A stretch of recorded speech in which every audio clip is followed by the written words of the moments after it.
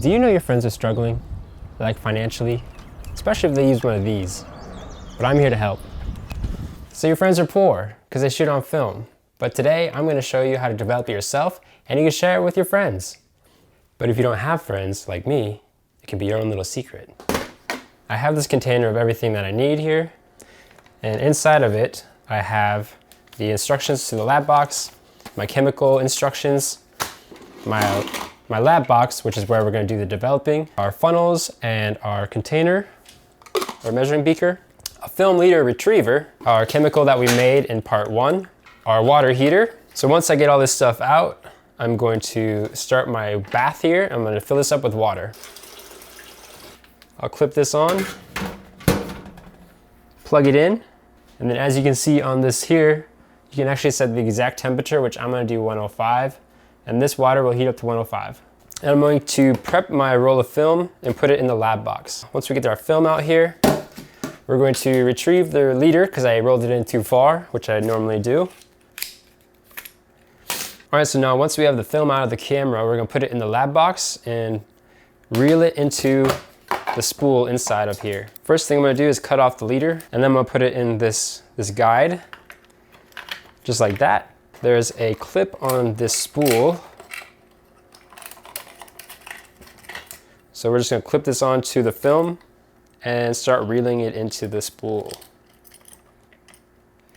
I'm going to start reeling it in, make sure it goes onto this other guide,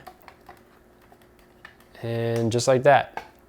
Now I'm going to cover it up because I don't want to expose the film.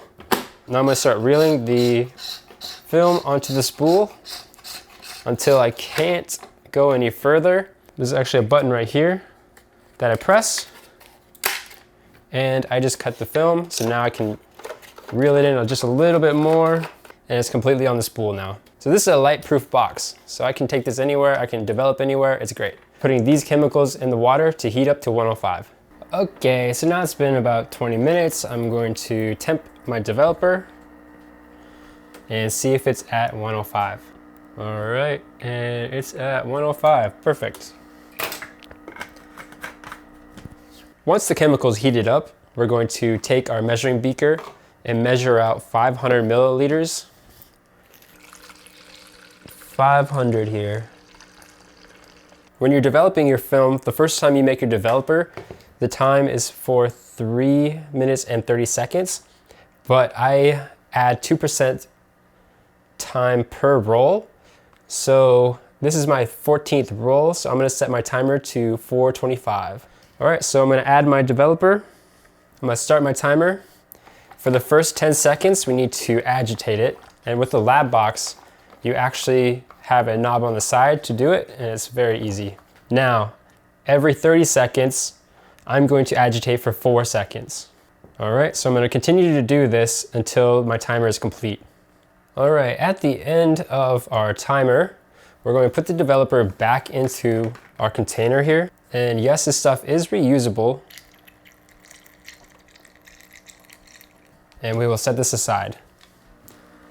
We're gonna grab our bleach fix, which is our next chemical, the next step of the process, and pour out the same amount, 500 milliliters. All right, so again, we will put it in our lab box and start the timer. So our bleach fix will be 8 minutes all the time. This is the same thing. For the first 10 seconds, we need to agitate. And like the developer, every 30, we will agitate for 4 seconds. Once the timer is complete, we'll put the Blix back into our container here. Just like the developer, it is reusable up to 24 rolls. Now the next step is to rinse our film, add our photo flow, and it's ready to go.